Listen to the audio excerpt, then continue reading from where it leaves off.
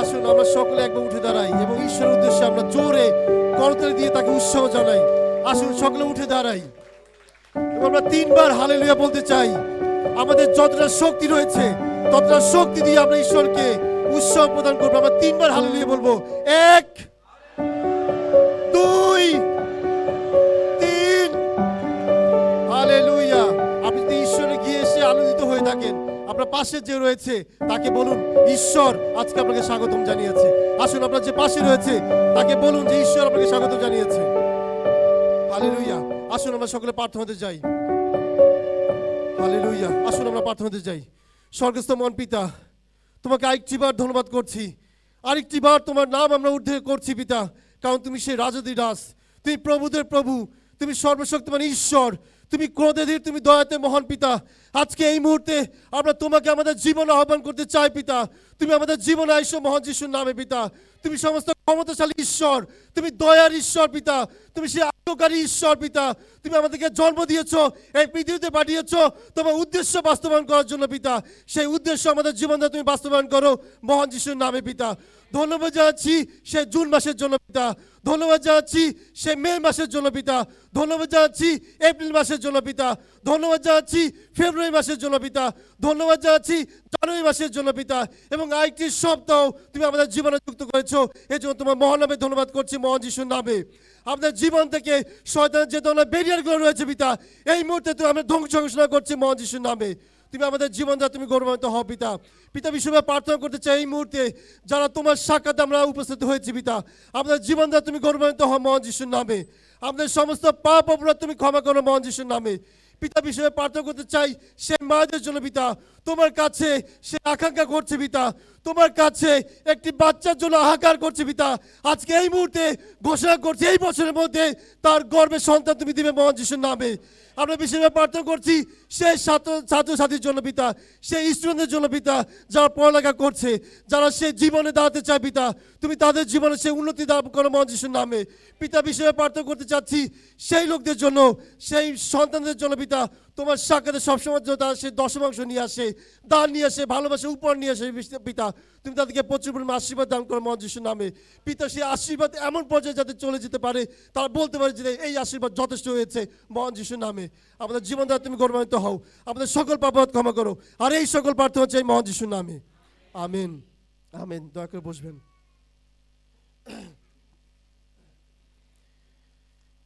আমরা বাক্যে যেতে চাই। আমাদের যে প্রচারের যে বিষয়টি রয়েছে যে অনুগ্রহের ঢাল, আমরা জানি যে অনুগ্রহ বিষয়টা কি, এবং ঢাল এইটা হয়তো অনেকে আমরা বুঝতে পারি না। ঢালটাকে অনেকভাবে মিনিং করা যায়।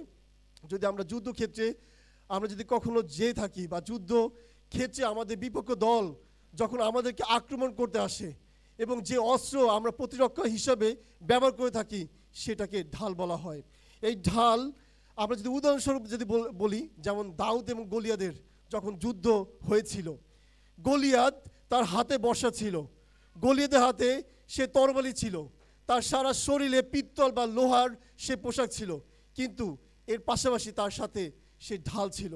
সেই ঢাল তার সে অগ্রে সবসময় তাকে প্রতিরক্ষা করার জন্য সে ব্যবহার করেছিল। আমরা যদি দেখি ইফিসীয় তার 6 অধ্যায় 11 থেকে 18 পদ, যেটা বাক্যে বলা হয়েছে, যে বাক্যটা আমাদের সিস্টার অহনা পড়েছে, ইফিসীয় তার 6 অধ্যায় 11 থেকে 18 পদ। আমাদেরকে বিশ্বাসের ঢাল ব্যবহার করতে হবে। সকল পাপাত্মার বিরুদ্ধে আমাদের বিশ্বাসের ঢাল ব্যবহার করে আমাদেরকে যুদ্ধে জয়লাভ করতে হবে। সমস্ত অন্ধকারের জগৎপতিদের সহিত আমাদের বিশ্বাসের ঢাল ব্যবহার করতে হবে। দিয়াবলের সমস্ত এজেন্ট যারা রয়েছে তাদের বিরুদ্ধে আমাদের বিশ্বাসের ঢাল ব্যবহার করতে হবে। রক্তমাংসের সহিত যুদ্ধ করার ক্ষেত্রে আমাদের বিশ্বাসের ঢাল ব্যবহার করতে হবে, কারণ কোনো দুষ্ট আত্মা, কোনো দিয়াবল আমাদের জীবনে যাতে জয়লাভ করতে না পারে, এই জন্য সবসময় বিশ্বাসে আমাদেরকে অগ্রসর হতে হবে। বিশ্বাসের ধার্মিকতা কোটি বন্ধন আপনাদেরকে পড়তে হবে, যাতে সে মল্লযুদ্ধেতে আপনি জয়লাভ করতে পারেন। আমেন। দেখেন যারা রেসলিং করে থাকে, আপনি দেখেছেন হয়তো টেলিভিশনে, বা হয়তো আপনি সচক্ষে দেখে থাকবেন, যারা রেসলিং করে থাকে তাদের হাত দুইটা সবসময় সামনে দেওয়া থাকে, যাতে সে বিপক্ষ দল তাকে কোনোভাবে আক্রমণ না করতে পারে। তারা সেই হাতকে ঢাল হিসেবে ব্যবহার করে থাকে, যাতে তারা সেই জয়ী লাভ করতে পারে। আমরা যদি বাক্যে দেখি আদি পুস্তক তার 15 অধ্যায় 1 পদে, সেখানে ঈশ্বর অব্রামকে স্পষ্ট করে বলেছেন, ভয় করিও না, কারণ আমি তোমার ঢাল এবং আমি তোমার মহাপুরুষ। যদি ঈশ্বর আপনার ঢাল হয়ে থাকে, ঈশ্বর যদি আমাদের ঢাল হয়ে থাকে, তাহলে কোনো শত্রু আমাদের হানি করতে পারবে না মহান যিশুর নামে। দ্বিতীয় যে বিষয়টি রয়েছে অনুগ্রহ। অনুগ্রহ হচ্ছে এমন একটি বিষয় যেটা হচ্ছে আপনি আলাদা করে বা আপনি হচ্ছে অনেক বেশি সুযোগ সুবিধা আপনি পেতে পারেন। অনুগ্রহ হচ্ছে এমন একটি বিষয় যেটা হচ্ছে অদৃশ্যমান। আপনি এটা এক্সপেক্ট করতে পারেন, তবে এটা আপনি অধিকারী বা আপনি অধিকার খাটাতে পারেন না। এটা সম্পূর্ণ ঈশ্বর থেকে আপনার সাক্ষাতে আসবে। ঈশ্বর যদি চান তাহলে আপনাকে অনুগ্রহ প্রদান করতে পারেন। অনুগ্রহ ঈশ্বরের দান এবং প্রভু যীশু খ্রিস্টের অনন্ত জীবন।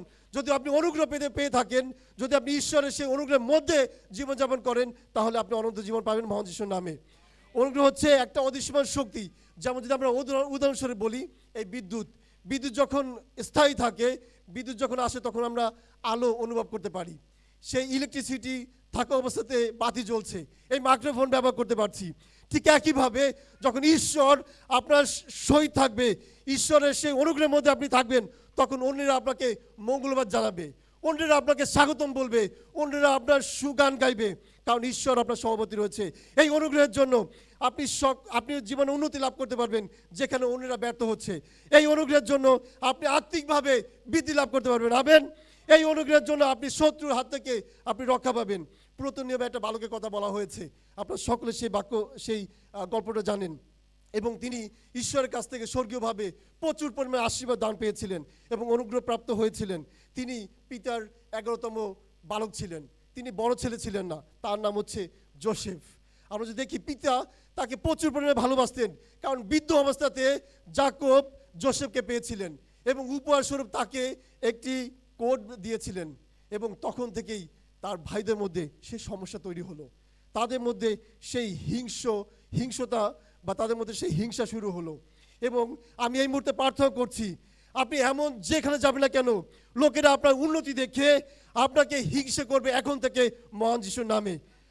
আপনি দেখুন আদি পুস্তক তার 37 অধ্যায় 3 থেকে 7 পদে, যেখানে ঈশ্বর যোসেফকে একটি স্বপ্ন দেখিয়েছিল এবং স্বপ্নে যোসেফকে তার ভবিষ্যৎ সম্পর্কে বলেছিল যে উনি ভবিষ্যতে কি হতে যাচ্ছে, উনি কিভাবে তার ভবিষ্যৎ গড়তে পারে। আমরা দেখি যেখানে যোসেফ এই স্বপ্ন তার ভাইয়ের সাথে শেয়ার করেছিল এবং তখন থেকেই তার ভাইরা তার উপর সেই হিংসা শুরু করেছিল, তাকে বিভিন্ন ধরনের অপবাদ দিচ্ছিল, তাকে টিটকারি করছিল যে এই যে সেই স্বপ্ন দর্শক এসেছে আমাদেরকে লিড করার জন্য। আদি পুস্তক 37 অধ্যায় 19 থেকে 24 পদ। আপনার শত্রু অর্থাৎ সে ভাইরা যখন তাকে মেরে ফেলার জন্য চিন্তা ভাবনা করছিল, দেখুন ঈশ্বরের সে মহা অনুগ্রহে ঈশ্বর যোসেফের সাথে ছিল, যার কারণে যখন যোসেফের ভাইরা তাকে মৃত্যুর কোলে ফেলে দিল, যেখানে ফেলে দিল সেখানে কোনো পানি ছিল না, সেই কূপের মধ্যে কোনো পানি ছিল না, সেই কূপ সম্পূর্ণ শুষ্ক ছিল এবং ঈশ্বর মহৎভাবে তাকে উদ্ধার করলেন, তাকে বাঁচিয়ে তুললেন, কারণ ঈশ্বরের পরিকল্পনা যোসেফের জীবন দ্বারা যাতে প্রতিষ্ঠিত হয়। আপনি হয়তোবা এখন পর্যন্ত জীবিত রয়েছেন, কিন্তু আপনি বুঝতে পারছেন না যে কি কারণে ঈশ্বর আপনাকে জীবিত রেখেছে। তবে মনে রাখবেন, ঈশ্বর আপনার জীবন দ্বারা তার উদ্দেশ্য বাস্তবায়ন করবে, এর জন্য ঈশ্বর আপনাকে বাঁচিয়ে রেখেছেন। আপনি দেখতে পারেন যে আপনার ঘরের শত্রু রয়েছে, আপনার বাইরের শত্রু রয়েছে, আপনার মায়ের পরিবারের শত্রু রয়েছে, আপনার বাবার পরিবারের শত্রু রয়েছে, আপনার কর্মক্ষেত্রের শত্রু রয়েছে, তারপরও আপনি বেঁচে রয়েছেন কারণ ঈশ্বরের বিশেষ অনুগ্রহ আপনার উপর আছে। হালেলুয়া। আদি পুস্তক 39 অধ্যায় 1 থেকে 6 পদে, দয়া করে বের করবেন, আদি পুস্তক তার 39 অধ্যায় 1 থেকে 6 পদ। যোসেফকে বিক্রি করে দেওয়া হয় এবং যোসেফ সিমরিয়র বাটিতে পটিফরের আন্ডারে কাজ করতে শুরু করে এবং পটিফর দেখে যে যোসেফ সে তার জীবনে অনেক উন্নতি লাভ করছে। শুধু তাই না, যে সে যেহেতু পটিফরের পরিবারে রয়েছে অধ্যক্ষ হিসাবে, ঈশ্বর পটিফরের সম্পত্তিও সেই আশীর্বাদ দান করলেন এবং পটিফর উপলব্ধি করতে পারলো যে শুধুমাত্র যোসেফের কারণে তার এত উন্নতি হচ্ছে এবং যোসেফকে সমস্ত দায়িত্ব দেওয়া হলো, ওই প্রদেশের, ওই জেলার, ওই রাজ্যের সমস্ত দায়িত্ব তার উপর বর্তিল, কারণ সে অনেক বিশ্বস্ত এবং ধার্মিক এবং ঈশ্বরের বাধ্য ছিল। অনেক কোম্পানি রয়েছে, তারা উন্নতি লাভ করছে দিনে দিনে, অনেক হয়তো বা অনেক উচ্চে চলে যাচ্ছে, অনেক ইনকাম হচ্ছে, কিন্তু তারা বুঝতে পারছে না যে আপনার মতো একজন কর্মী, আপনার মতো একজন সেবক সেই কোম্পানিতে রয়েছে বিদায় সেই কোম্পানি সেই উন্নতির দিকে যাচ্ছে। হালেলুয়া। আপনি দেখবেন যোসেফের জীবনে যোসেফের জীবনে সে প্রলোভন এসেছিল। পটিফরের স্ত্রী তাকে সে টেম্পটেশনে ফেলার জন্য বিভিন্নভাবে চেষ্টা করেছিল। হয়তো সেই গল্প যদি আপনি পড়েন তা দেখবেন যে পটিফর স্ত্রী যখন একাকী ছিল তখন যোসেফকে ডাকানো হয়েছিল, এবং যোসেফ যখন সেখানে গেল সে ব্যভিচার করতে সে স্বীকার করলো না, এবং পরবর্তীতে যোসেফে একটা বস্ত্র সে রেখে দিল, এবং ছলে বলে কৌশলে যোসেফকে সেই কারাগার বন্দী করার জন্য অনেক চেষ্টা করেছিল। আদি পুস্তক 7-23 পদে সে কারাবদ্ধ হয়েছিল, এবং কারাবদ্ধের যে কারাবদ্ধ হওয়ার পরে যে রক্ষক রয়েছে সেই রক্ষক যোসেফের প্রতি সে করুণাবিষ্ট হলেন। হালেলুয়া। দেখেন, ঈশ্বরের অনুগ্রহ যদি আপনার উপর থাকে তাহলে আপনি যেখানে যান না কেন ঈশ্বর আপনাকে তুলে ধরবে, ঈশ্বর আপনার মধ্যে দিয়ে প্রকাশিত হবে মহান যিশুর নামে। কারারক্ষক সমস্ত দায়িত্ব যোসেফের উপর দিয়েছিল, কারণ সে বিশ্বস্ত ছিল, এবং সে জানে যে যোসেফকে যদি এই দায়িত্ব দেওয়া হয় তাহলে যোসেফ পাই টু পাই সমস্ত কিছু সে তার দায়িত্বে অটল থাকবে। ঠিক একইভাবে যোসেফ যেহেতু আশীর্বাদ পেয়েছিলেন, আপনি আপনার নিজেকে চেক করে দেখুন, যদি এমন কোনো দোষ বা গুণ যদি আপনার মধ্যে থেকে থাকে, আপনার সে সুযোগ রয়েছে, সময় রয়েছে। আজকে আপনি বলতে পারেন যে ঈশ্বর, আমি সেই অযোগ্য পাপীর সন্তান, আমার সমস্ত পাপ অপরাধ তুমি ক্ষমা করো, আমার সমস্ত পাপ অপরাধ তুমি ক্ষমা করো। আদি পুস্তক তার 41 অধ্যায় 1-44 পদ, সেখানে পটিফর তাকে সে কারাগারে সে পাঠিয়েছিল, এবং পরবর্তী সেই পটিফরই আবার সে কারাগার থেকে তাকে উদ্ধার করেছে। অর্থাৎ সে স্বপ্নের সেই স্বপ্নে সে অর্থ বলার জন্য যোসেফকে আবার সে বের করেছিল, যাতে যোসেফ সেই স্বপ্ন উত্তর বলে দিতে পারে। ঠিক এমনইভাবে আমি পার্থক্য করতে চাই আপনার জীবনে, যদি এমন কেউ থেকে থাকে যে আজকে আপনার বিরুদ্ধে কাজ করছে, আপনার বচসা করছে, আপনার নিন্দা করছে, কিন্তু সেই শত্রু আপনার কাছে গিয়ে আপনাকে স্বাগতম জানাবে। আমেন। সেই শত্রু আপনার উন্নতি দেখে আপনাকে জেলাস করবে। আমেন। আমরা যদি পিতরের জীবন দেখি, পিতর সে 3 বার যীশু খ্রিস্টকে অস্বীকার করেছিল, তারপরও যীশু খ্রিস্ট তাকে ব্যবহার করেছিলেন। যখন যীশু খ্রিস্ট প্রচার করছিলেন, অনেক ভিড় হয়েছিল, তখন 2টা নৌকা ব্যবহার করা হয়েছিল। ঠিক সেই সময় যখন যীশু খ্রিস্ট সমস্ত প্রচার শেষ করলেন, পিতর সে অনুশোচনা বোধ তার মধ্যে কাজ করলো। সে বুঝতে পারলো সে পাপী, সে ঈশ্বরের কাছে, প্রভু যীশুর কাছে হাঁটু গাড়লো এবং বলল যে, পিতা, আমি পাপী, আমাকে ছেড়ে যান, আমি আপনার কাছে যাওয়ার যোগ্য নই। যীশু খ্রিস্ট তাকে ক্ষমা করেছিলেন এবং বলেছিলেন, তুমি আজকে থেকে আমার হয়ে, আমার পার্টনার হয়ে তুমি মনুষ্য ধরবে, অর্থাৎ আত্মা জয় করবে। আমি যে কাজ করি সেই কাজ তুমি করবে। আপনি যদি পিতরের জীবনে দেখেন, পিতা 3 বার প্রভু যীশু খ্রিস্টকে অস্বীকার করেছিল, তারপরও যীশু খ্রিস্ট তাকে ছেড়ে যায়নি। যোহন তার 21 অধ্যায় 15-19 পদ, যোহন তার 21 অধ্যায় 15-19 পদ, যদি কেউ পেয়ে থাকেন দয়া করে উঠে দাঁড়িয়ে পড়বেন। যোহন তার 21 অধ্যায় 15-19 পদ, যদি পেয়ে থাকেন হালেলুয়া বলবেন। যোহন তার 21 অধ্যায় 15-19 পদ।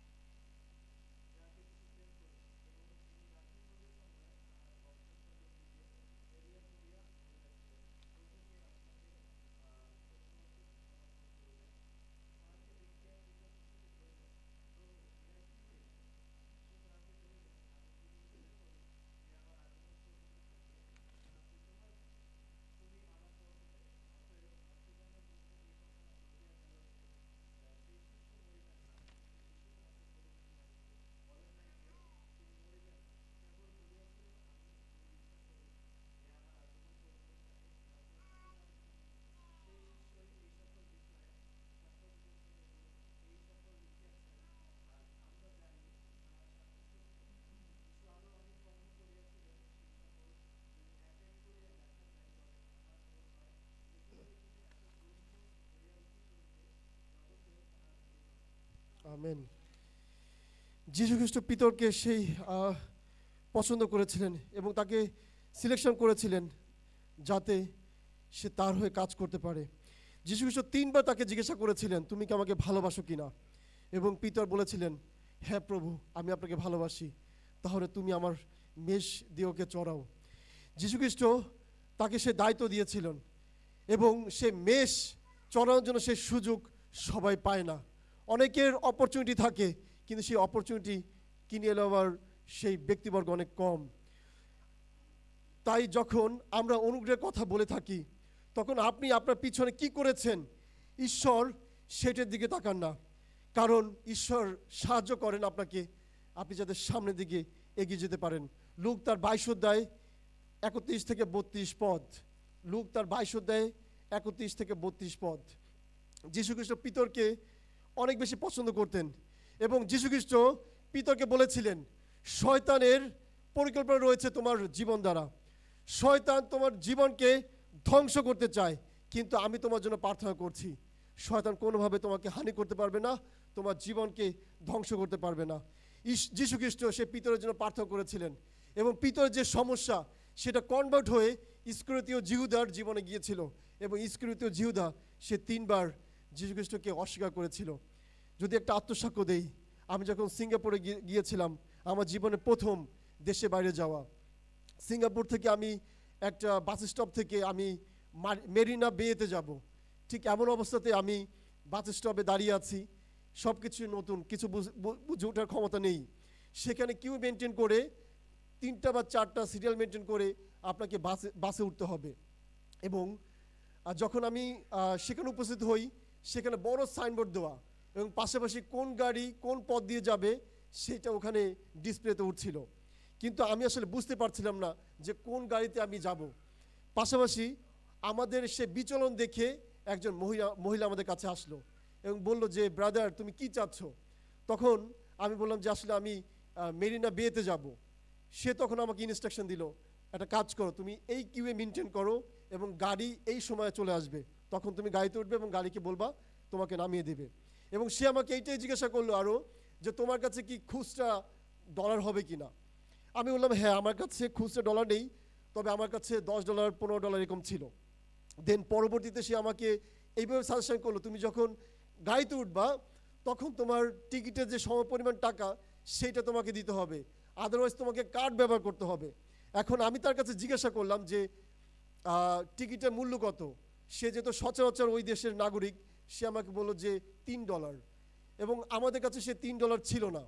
এবং সেই বাস কাউন্টারে বা বাসের নিয়ম হচ্ছে এরকমই, যদি আপনি 3 টাকা মানে টাকার মানে টিকিটের সমপরিমাণ টাকা যদি না দিতে পারেন, অর্থাৎ আপনার কাছে যদি $10 থাকে, আপনাকে $10 দিতে হবে এবং সেই এক্সচেঞ্জ আপনি আর কখনো পাবেন না। অর্থাৎ টিকিটের মূল্য হচ্ছে আপনার 3 টাকা, কিন্তু আপনার খরচ করতে হচ্ছে আপনার ডাবল 10 টাকা। দেন পরবর্তীতে সে আমাকে বললো, তুমি যদি চাও তাহলে আমার কাছ থেকে ভাঙতি নিতে পারো। আমি তার কাছে পরবর্তীতে ভাঙতি নিলাম এবং দেখলাম যে আসলেই এরকমই প্রসেস তাদের কাছে। দেখেন, যখন আপনি ঈশ্বরের সান্নিধ্যে থাকবেন, যখন আপনি পবিত্রতায় জীবনযাপন করবেন, আপনি ঈশ্বরের অনুগ্রহের মধ্যে থাকবেন, তখন অন্য সমস্ত লোক এসে আপনাকে সাহায্য সহযোগিতা করবে। আমেন। সুতরাং আপনাকে অবশ্যই পবিত্রতায় জীবনযাপন করতে হবে। পবিত্রতা হচ্ছে মোস্ট ইম্পর্টেন্ট। যদি আপনি পবিত্রভাবে জীবনযাপন না করেন, তাহলে যীশুখ্রিস্ট আপনার জীবনে আসবে না এবং পবিত্রতার মধ্যে দিয়েই আপনি আপনার জীবনকে ঈশ্বরের সন্নিকটে নিয়ে যেতে পারবেন এবং আপনি আপনার জীবনকে সেই স্বর্গে যাওয়ার জন্য প্রস্তুতি নিতে পারবেন। আদি পুস্তক তার 39 অধ্যায় 7 থেকে 10 পদ, আদি পুস্তক তার 39 অধ্যায় 7 থেকে 10 পদ, যদি পেয়ে থাকেন হালেলুয়া বলবেন। আদি পুস্তক তার 39 অধ্যায় 7 থেকে 10 পদ।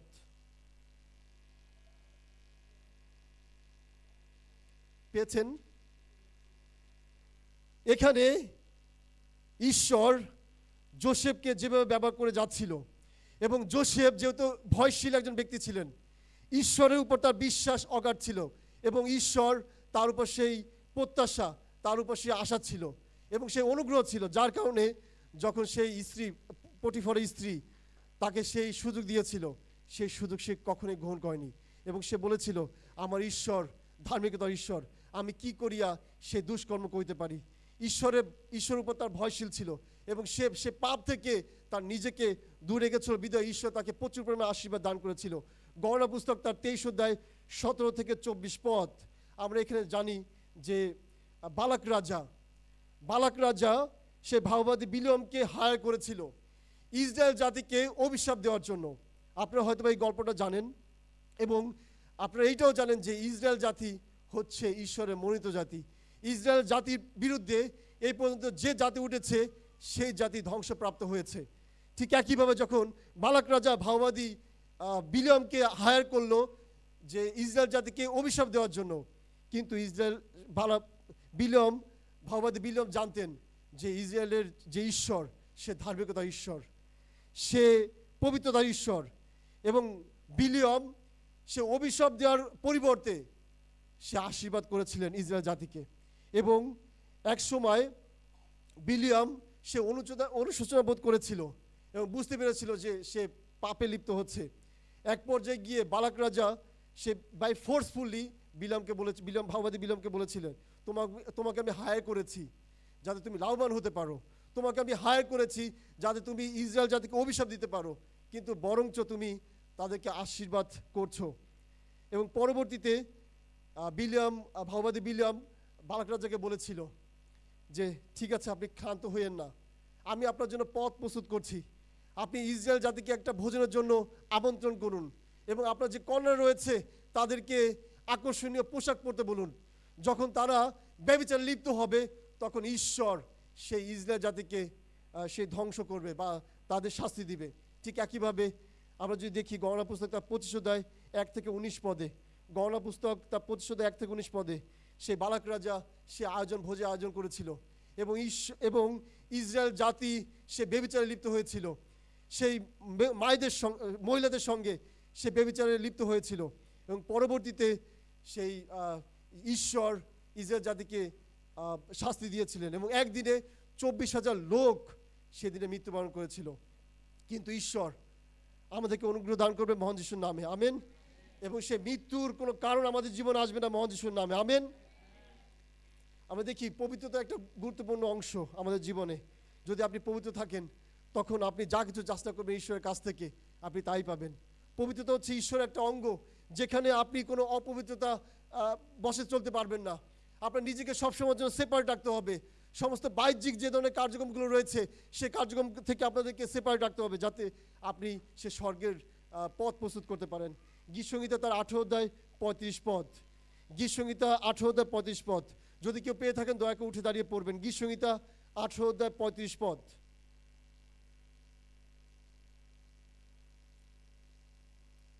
গীতসংহিতা 18 অধ্যায় 35 পদ।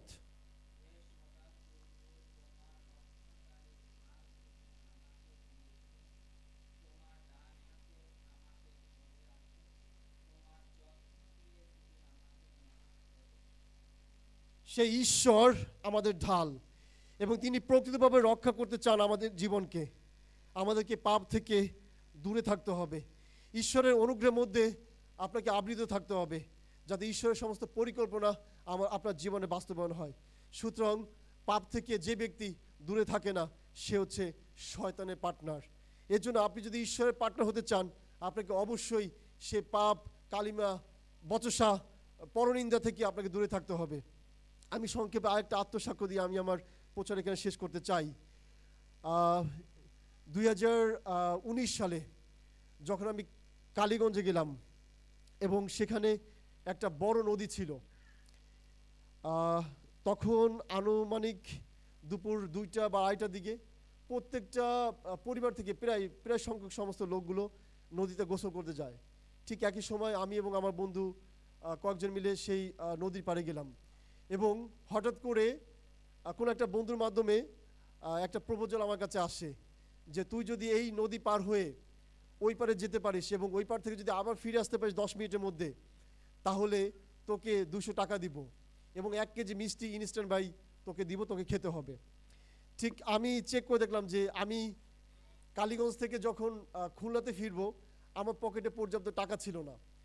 এখন আমি চিন্তা করলাম যে এটা একটা বড় সুযোগ আমার জন্য, তাহলে আমি হয়তো বা কারো কাছে মানে হাসির পাত্র হব না।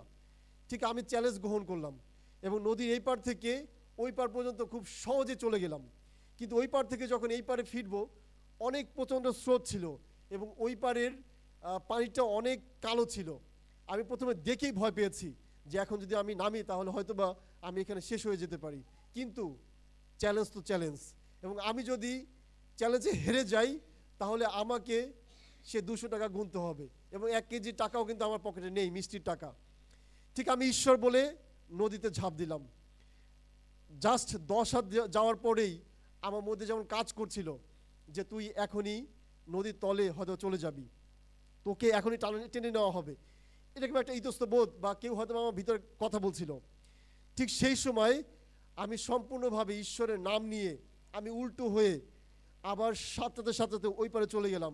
আমি দেখলাম না কি যাচ্ছে কি আসছে, কিছুই দেখিনি। কিন্তু আমি সেই দিন থেকে আমি প্রতিজ্ঞা করেছি ঈশ্বরের কাছে আমি আর কোনো এই ধরনের চ্যালেঞ্জ নিব না, কারণ ওই দিনই হয়তো আমার জীবনের শেষ দিন হতো যদি আমার মধ্যে সে সাহস কাজ না করতো এবং ঈশ্বরের অনুগ্রহ যদি আমার মধ্যে না থাকতো, তাহলে সেই দিনই হচ্ছে আমার জীবনের শেষ দিন হতো। এর জন্য আমি বিশেষভাবে প্রার্থনা করতে চাই এই মুহূর্তে, যদি এমন কেউ থেকে থাকেন আজকে আপনাদের মধ্যে যে আপনার মধ্যে সেই অনুশোচনা বোধ কাজ করছে, আপনি মনে করেন যে আসলে আপনি পাপে রয়েছেন, আপনি ব্যাকস্লাইডিংয়ে রয়েছেন, এখন সেই সুযোগ রয়েছে। আমরা সকলে দয়া করে উঠে দাঁড়াই, আমরা সকলে দয়া করে উঠে দাঁড়াই। যদি এমন কেউ থেকে থাকেন যে আপনি আজকে পাপের স্বীকার করতে চাচ্ছেন, ঈশ্বরের কাছে আরেকটি বার আপনার জীবনকে সঁপে দিতে চাচ্ছেন, সেই সুযোগ রয়েছে। দয়া করে আপনি সামনে আসবেন। আমরা আপনার জন্য প্রার্থনা করতে চাই যাতে আপনি ঈশ্বরের কাছে আজীবন টিকে থাকতে পারেন, ঈশ্বরের পথে আজীবন চলতে পারেন। আসুন দয়া করে এমন যদি কেউ থেকে থাকেন আমি আহ্বান করতে চাই, আমরা সকলে চক্ষু বন্ধ করব, সকলে আমরা চক্ষু বন্ধ করব। যদি এমন কেউ থেকে থাকেন আমাদের মধ্যে আজকে আপনি বলছেন যে পিতা এই যে আমি, আমাকে আজকে তুলে নাও পিতা, আমি গুনাহগার, আমি পাপ করেছি পিতা, আমি জেনে না জেনে অনেক ধরনের পাপ করেছি, আমি তোমার কার্যক্রম থেকে তোমার পথ থেকে আমি দূরে চলে গিয়েছি পিতা, আজকে সেই সুযোগ রয়েছে। আসুন যদি এমন কেউ থেকে থাকে আমি আহ্বান করতে চাই, ঈশ্বর আপনাদের মন দেখছেন, ঈশ্বর আপনাদের হৃদয় দেখছেন, আপনার ভিতরের কথাগুলো ঈশ্বর শুনছেন। যদি এমন কেউ থেকে থাকেন আজকে দয়া করে আমি আহ্বান করতে চাই আপনি সামনে আসবেন, আমরা আপনার জন্য প্রার্থনা করতে চাই। যদি এমন কেউ থেকে থাকেন আপনার মধ্যে, যদি কেউ বলে থাকে যে সামনে যাস না, তাহলে বুঝতে হবে সেই হচ্ছে আপনার বড় শত্রু, সেই হচ্ছে শয়তান। আপনার মনকে পরিবর্তন করে দিতে চাচ্ছে না, আপনাকে বেড়াজালের মধ্যে রাখতে চাচ্ছে। আপনি পবিত্রভাবে জীবনযাপন করবেন সেইটা সে কখনোই কোনোভাবেই মানতে পারছে না। আসুন যদি এমন কেউ থেকে থাকেন দয়া করে আমি আরেকটিবার অনুরোধ করতে চাই, সামনে আসুন, আপনার নিজেকে ঈশ্বরের কাছে তুলে ধরুন যাতে ঈশ্বর আপনার পথ প্রস্তুত করতে পারে। আসুন আমরা ঈশ্বরের কাছে আমাদের সমস্ত প্রার্থনা উৎসর্গ করি যাতে ঈশ্বর আমাদেরকে প্রচুর পরিমাণ আশীর্বাদ দান করতে পারে, ঈশ্বর আমাদের সঙ্গে থাকে, আমরা যদি ঈশ্বরের সাথে যুক্ত থাকতে পারি। আসুন আমরা সকলে চক্ষু বন্ধ করে আমরা বিষয়ে প্রার্থনা করি। স্বর্গস্থ মহান পিতা, তোমাকে আরেকটিবার ধন্যবাদ করতে চাই পিতা এই সুবর্ণ সুযোগের জন্য। পিতা তুমি আমাদেরকে এখানে একত্র করেছো পিতা, তোমার গিয়ে আসার জন্য সুযোগ দিয়েছো। এইটা আমাদের বল নয়, এটা আমাদের ক্ষমতা নয় পিতা, বাট তোমার সেই অনুগ্রহ দ্বারা এটা হয়েছে। আমাদের জীবনে তোমার অনুগ্রহ আজীবন পর্যন্ত বর্তমান মহান যিশুর নামে। আমাদের সকল পাপ তুমি ক্ষমা করো মহান যিশুর নামে। পিতা আজকে আমাদের মধ্যে যারা তোমার সাক্ষাৎ আসতে পারেনি পিতা, তবে আমরা সে লজ্জিত, আমাদের মধ্যে সেই অনুশোচনা বোধ কাজ করছে, তবে বিভিন্ন ধরনের লজ্জায় কার্যক্রমে আমরা সেই তোমার সাক্ষাৎ আসতে পারিনি পিতা। তুমি আমাদেরকে ক্ষমা করো মহান যিশুর নামে। আমাদের বাইরে যাওয়া ভিতরে আসা সমস্ত কিছু তুমি নিয়ন্ত্রণ করো পিতা। আমাদের যে ধরনের আকাঙ্ক্ষা রয়েছে ভিতরে সমস্ত আকাঙ্ক্ষা তুমি পূরণ করো মহান যিশুর নামে। পিতা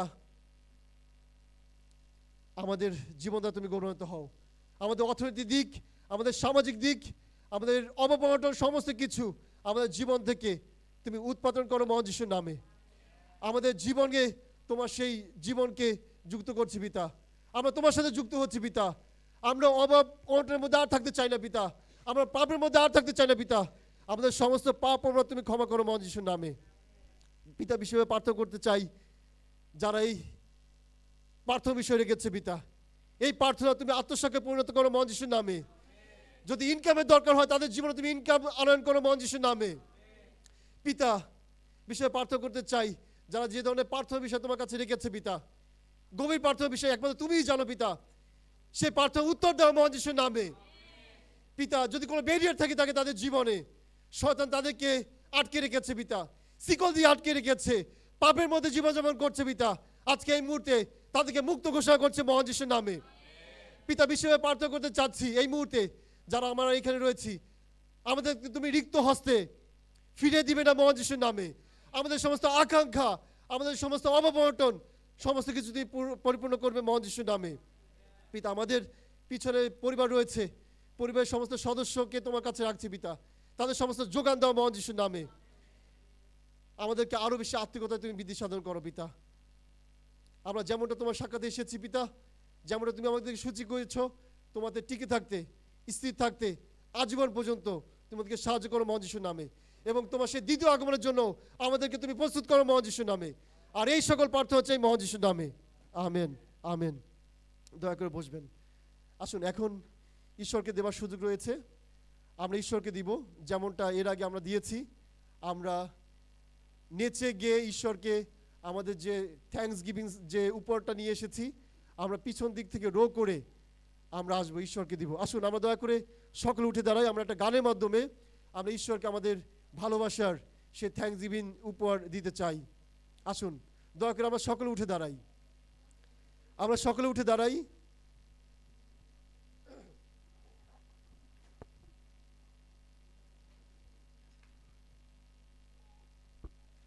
praise the Lord, hallelujah, praise the Lord. আসুন আমরা সকলে উঠে দাঁড়াই।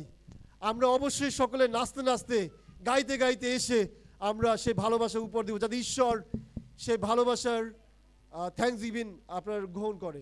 আসুন।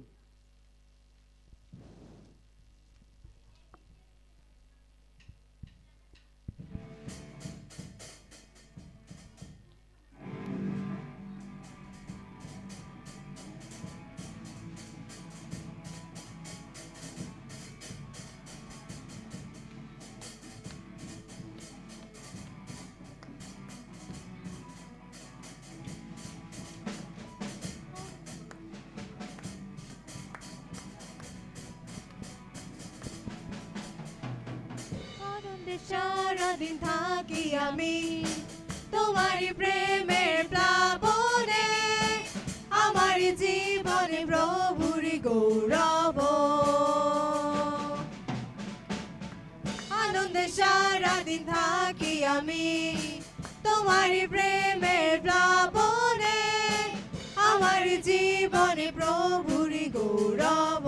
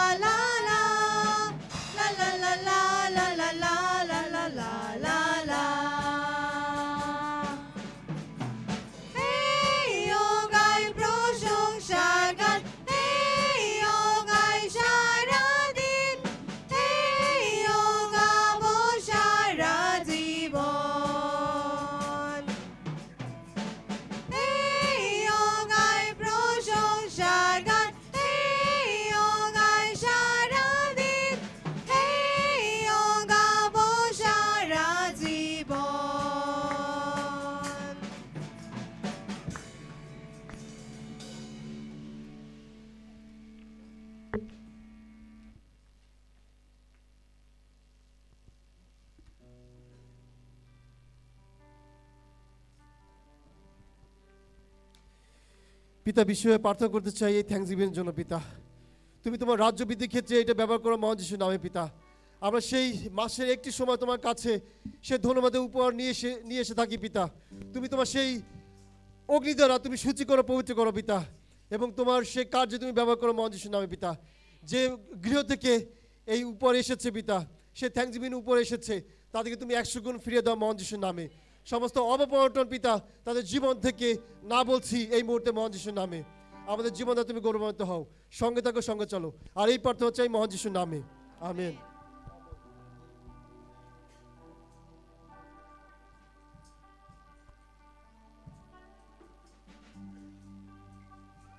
আমরা দাঁড়িয়ে থাকবো।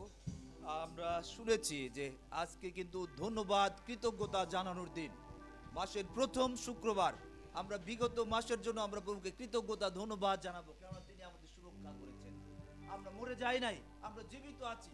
তিনি আমাদেরকে সুযোগ দিয়েছেন যেন আমরা তাকে কৃতজ্ঞতা ধন্যবাদ জানাই।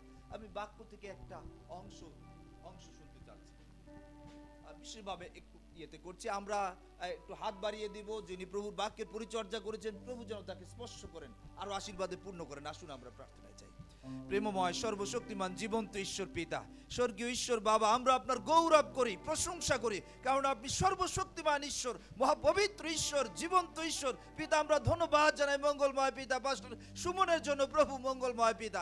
ধন্যবাদ জানাই জীবন্ত বাক্যের জন্য পিতা। আপনার সন্তানকে আপনার পবিত্র আত্মায় পরিপূর্ণ করুন যিশু নামে পিতা।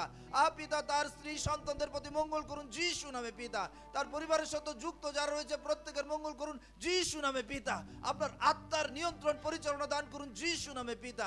উত্তর তাকে আরো বৃদ্ধি দান করুন যিশু নামে পিতা। আপনার গৌরবার্থে পরাক্রমী শীত ব্যবহার করুন যিশু নামে পিতা। আপনার পবিত্র ছায়ায় তাকে সুরক্ষিত রাখুন এবং তাকে আপনার মঙ্গলে পরিচালনা দিন যিশু নামে পিতা। তার সঙ্গে থাকুন, আশীর্বাদে পূর্ণ করুন। এই প্রার্থনা আপনার প্রিয় পুত্র প্রভু যিশু খ্রিস্টের নামে দয়া করে শ্রবণ এবং গ্রাহ্য করুন। Amen, amen.